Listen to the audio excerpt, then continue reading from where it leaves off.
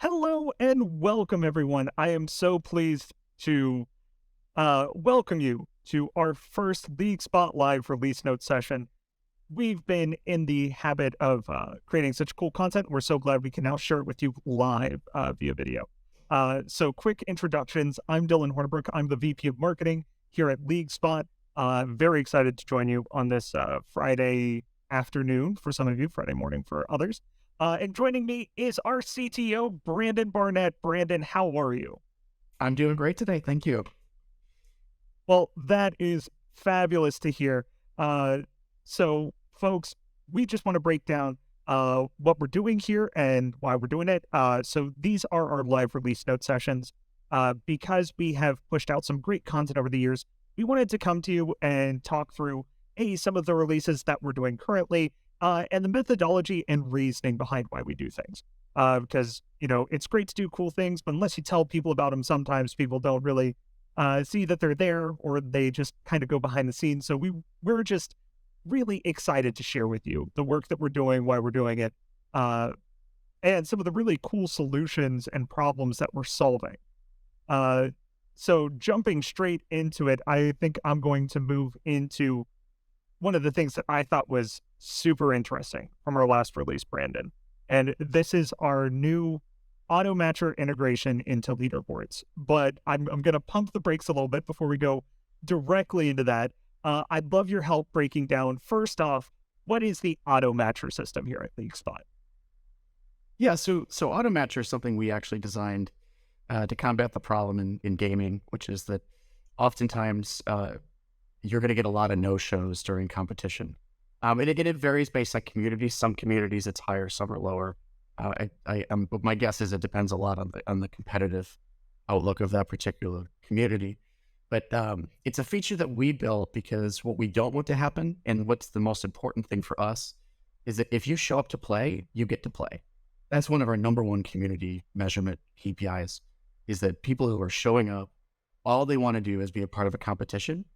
And so what AutoMatcher does differently from our typical, let's call it competition bracketing algorithms, AutoMatcher is different because it only provides matches just in time to people who have actually shown up to a match. So for example, you would show up ahead of time, you would specifically check in, hey, I'm ready to play in half an hour. And then once that week of play starts, you receive a match just in time against someone else who also indicated that they're ready to go, so that you always find someone to play against, because that's really what you signed up for.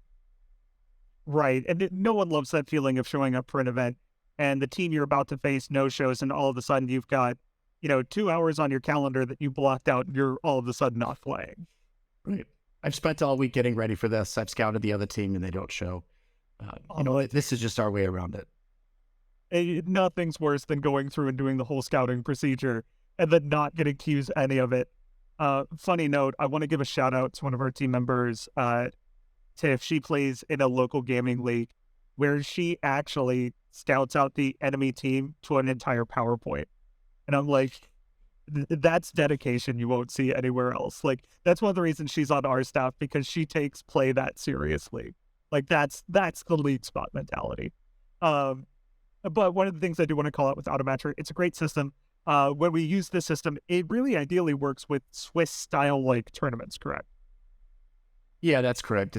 We take it from chess effectively.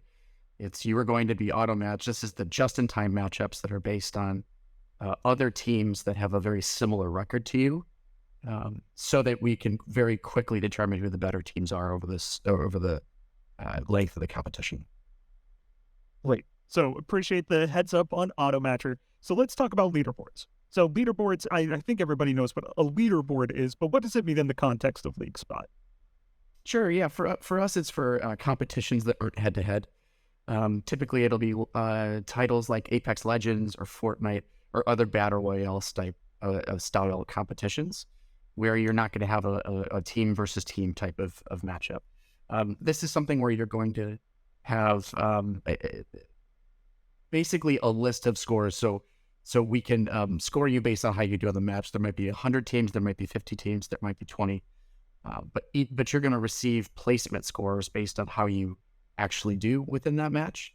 And then based on the outcome of that, we can put you on a leaderboard of exactly how your team did against everybody else.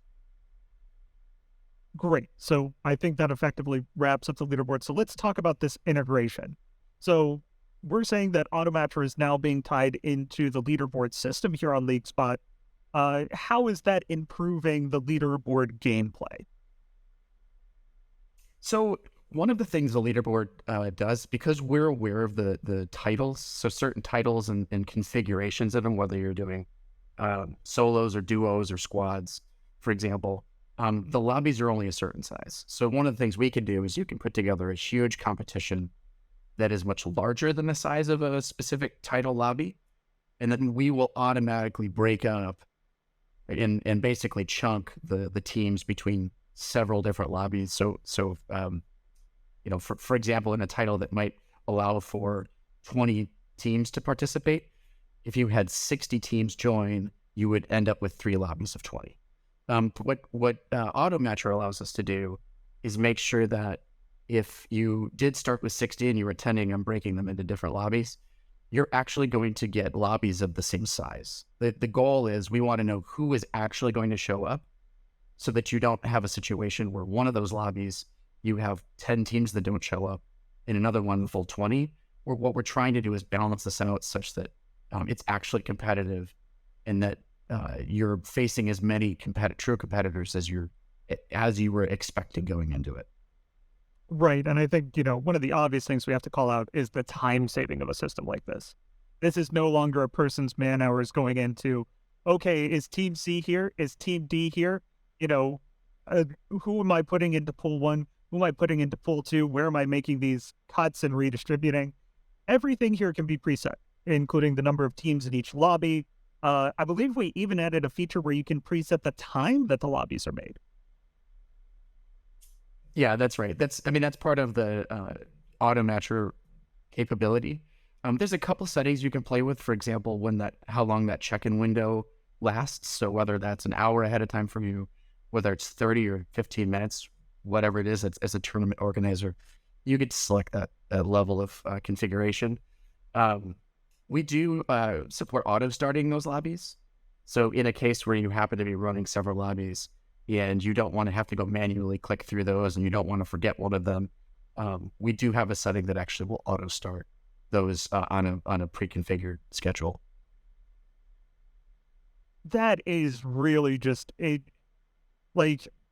think we can be upfront. In tournament organization, one of the hardest game types to run is Battle Royale. You typically are dealing with a much larger audience size per match. It typically needs a much more hands-on manual touch. And just creating these new solutions to really bring an automated hand in to support these teams is such a huge change of pace.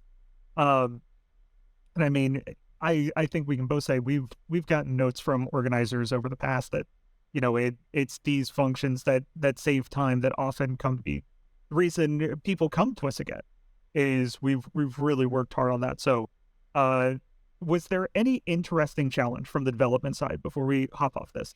Was there something you're particularly proud of that the team made when coming up with this new format that was really like, this is something no one else is thinking of? I would say the biggest challenge is the live interactivity of it. So again, there's the things like kicking off at the time that you want it to, right? Without having to touch the buttons. I mean, listen, these TOs that we work with, this is not their only job, almost ever, right? Everybody's busy and everyone's got other things to do. And what our goal is to automate this as much as possible so that they can get on with their lives, provide a ton of value, build a business around esports, but not necessarily sink all their time into it, because there are things that they need to be doing that historically, when you're not in an automation space, you need to be doing manually. It's a total time suck. So everything around the automation of it, getting it started, the automatic, even down to the user interface, where you're going to check in and you're watching other teams join live, and then as soon as the round kicks off, you're placed in those lobbies, and you can see it all happen right in front of you as you're staring at your screen. Just that aspect of the fluid, automatic progression of the event. Yeah, that was pretty complicated from a technical perspective, but there was really no other way to do it. I mean, this is, again, I have enumerated our goals here. I want to make this easy for TOs and users and players. So I think we've achieved that. And, but yeah, there's obviously some complexity behind that. Well, great. So I'm going to move us on to our next topic of the day with these release notes. And I know it's a topic that you are personally super invested in. And this is the fact that we have released multi-factor authentication for fall users on LeagueSpot. So first off, Brandon, why don't you do us a favor? Run us through MFA, what it means, why it's important, and we'll move on with the conversation from there. Yeah, so you're probably seeing multi-factor auth in most of the web applications that you're currently using. At least the particularly sensitive ones, like your bank, for example. And MFA is basically the ability to sign in with not just one key, for example, like a password. It's the ability to require a second key, where, for example, you would have a password and then you might have your mobile device, which will automatically create codes that the system, when you enter them and can interpret it and make sure that it matches whatever comes out of your phone and whatever your password is, matches what the system expects. Therefore, somebody who might compromise your account name and your username and your password can't just log in without something that you have in your physical possession, which effectively proves that you are who you say you are, because you're in physical possession of the thing. It's very unlikely you're going to get into my account unless you have my password and my cell phone. So this is something that we've been using across the board. From a systems perspective, everything else we use at LeagueSpot, whether it's our collaboration tools or whether it's our cloud accounts or when we're doing data sharing or anything like that, all of those systems have been secured behind MFA for some time. And, for those of you who've been tracking us, you know that privacy, security, safety are all major parts of how we want to approach the gaming industry. And as a result, we want to secure our systems just as well as the systems that we use for storing and transmitting data, because we're ultimately storing a lot of the data behind our platform. So we wanted to make sure we are just as secure, if not more, than the other systems we're also using. Right. And to get to this point, you already had some forms of MFA that were on the site prior to this release. So what were those MFAs covering and protecting? Yeah, so we only implemented it in an alpha state, let's call it. We had MFA working for our admins because those are the accounts that are the most sensitive because they have the most access to data. So to us, it's very important that if any role were to get a heavier security protocol, it would be someone, of course, that has more access to more communities. What we've done in this release is basically opened it up to everybody. So it is optional at the moment. I don't know of any plans to make it mandatory, but I would suggest if you're a user of ours and you have an account, I would definitely go in and set it up because you're going to want to make sure that no one gets access to your account, of course. So for most people, when they set up their passwords on websites, unless you use a password manager, you typically have similar password styles that get utilized. So can you talk about really what the data security angle is of protecting your passwords and your data like this, and why it's more important in a broader sense than just your singular account here at LeagueSpot? Sure. I mean, all humans are the weakest link of basically all of cybersecurity, right? We're naturally terrible at remembering passwords. We can't remember things that are very complicated. And so, there's a couple ways of doing that. There's the old-fashioned Post-it note. I'm going to write down my password and some pattern, or I'm just going to remember something that's not that complicated. So the problem then is that you're probably using, for example, your Gmail account or whatever you're using, Hotmail or Yahoo account to log into other platforms.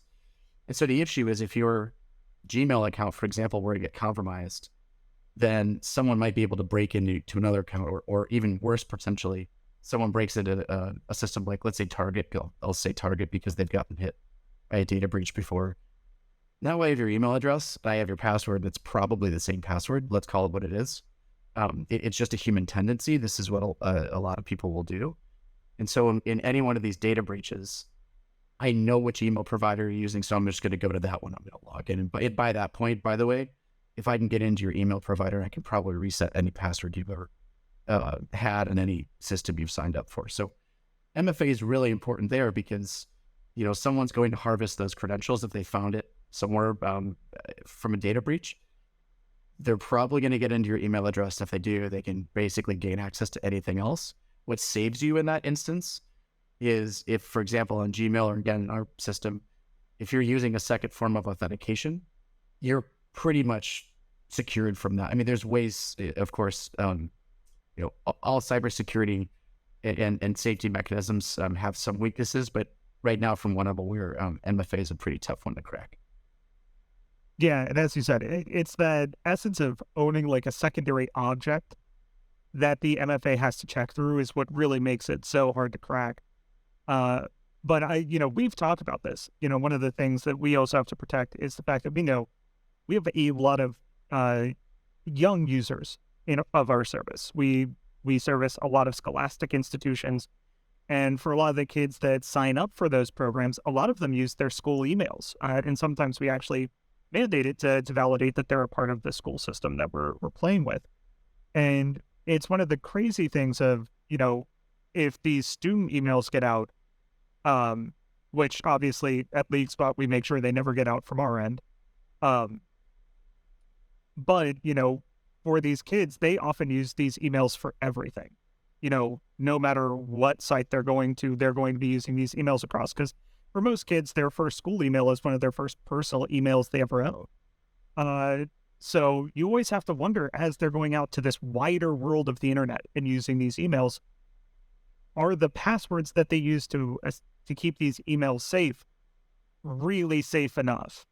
And I really hope the work that we're doing here is giving school administrators that sense of security that, hey, at least while they're at LeagueSpot and doing stuff on LeagueSpot, I'm not worried that my network system is going to be vulnerable, because once someone gets access to one of those kids' emails, they can do all sorts of human phishing schemes inside of the network, emailing teachers, network administrators, just looking for any sort of opening. And I mean, Brand, you can talk about those engineered attacks, which are probably some of the more insidious things people can do with emails. Oh, sure. And I'll mention, especially nowadays with AI and the conversation being around that, you can imagine, if you've been following the chat GPT conversation, if I had the ability to comb through your email history, or potentially even your chat history, if we're talking, let's say we're a school and we're talking Microsoft, and you're getting access to their Teams account as well. If I can feed in your entire email and or chat history into something like an AI like that, I could probably get to the point now where I can start to reproduce your tone, your cadence. If I, for whatever reason, found a video on YouTube, I could probably recreate your voice. So some of it's starting to get a little scarier in this space.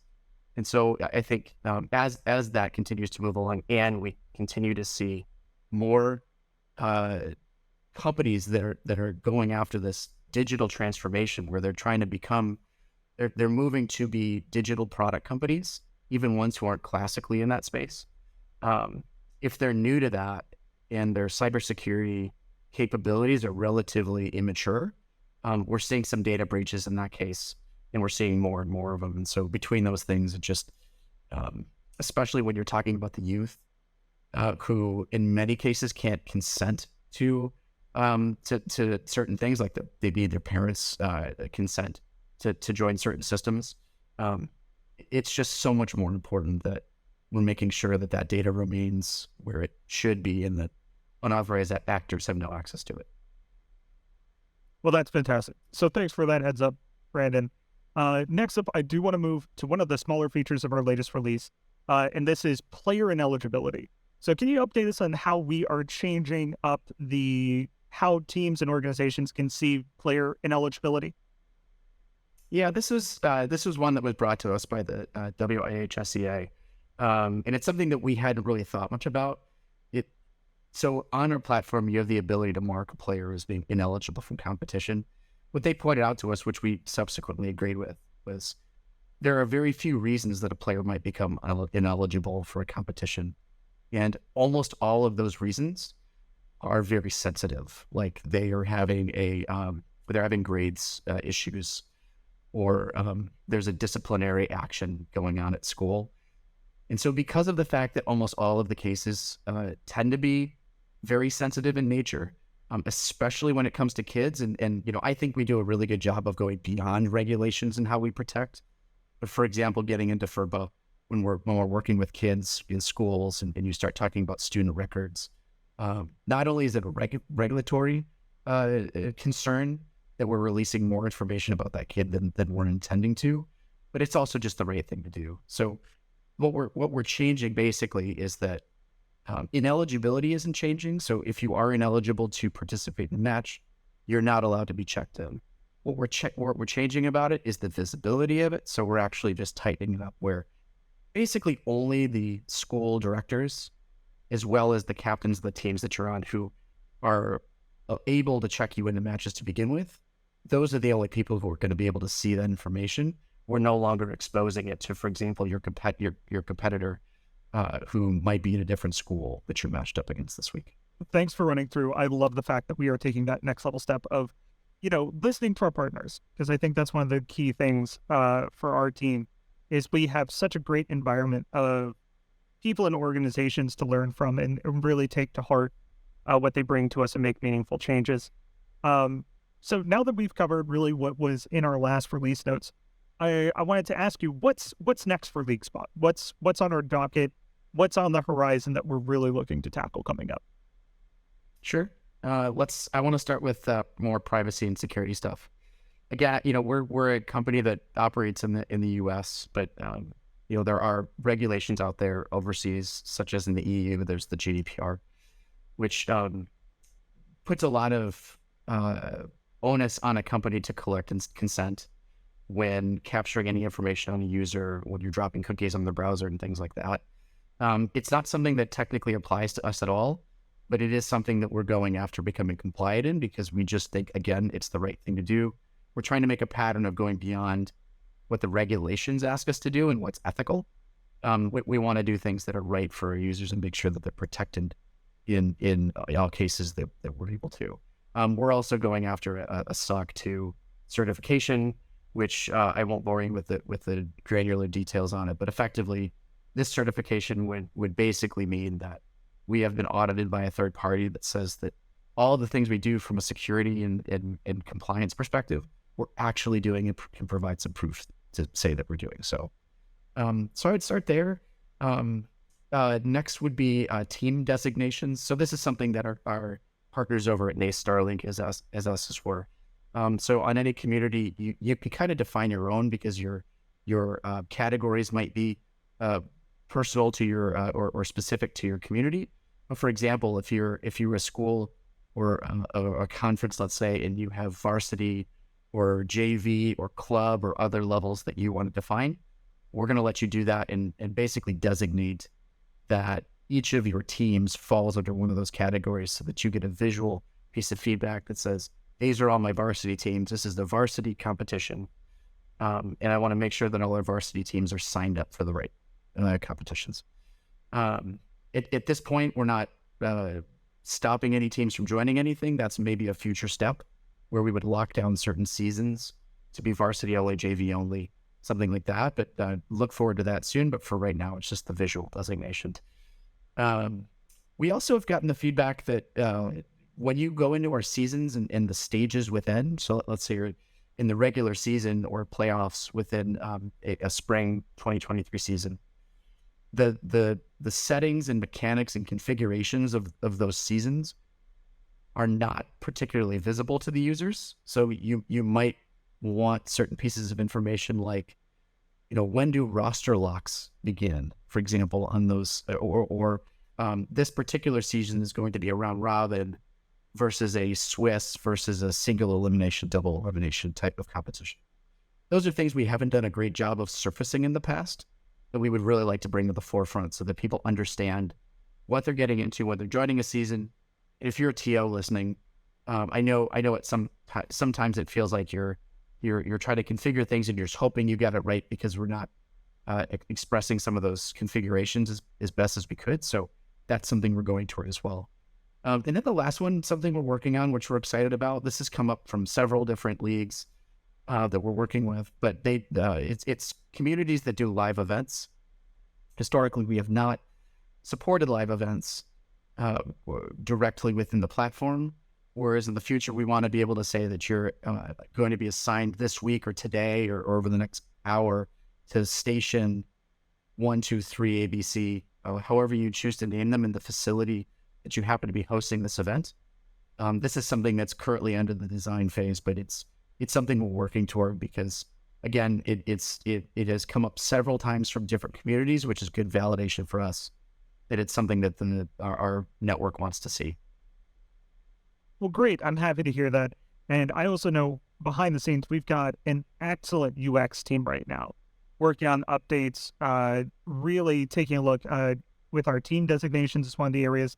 I've seen them doing some great work about how to make those visual cues really pop. And I'll say smoothing out some edges we've had on the platform for some time. So the team that's handling that, I do want to give a shout out. They've been doing some great work. And hopefully we'll be able to highlight them in some future updates in these live sessions.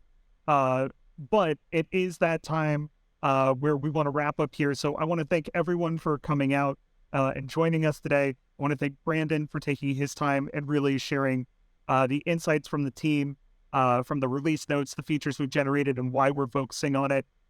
So if you like this content, please come back for next time around. You can also find us on all of our socials of either at LeagueSpot or at LeagueSpotGG. And if you'd like to have a personal chat with any number of our workforce, you can join the LeagueSpot Discord. We're all members there.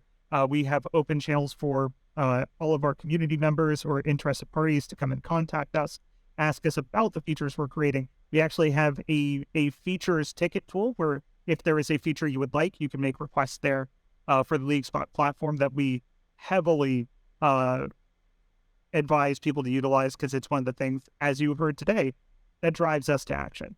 So I hope you've enjoyed it. I hope everybody out there has a great Friday. Brandon, thanks for joining me.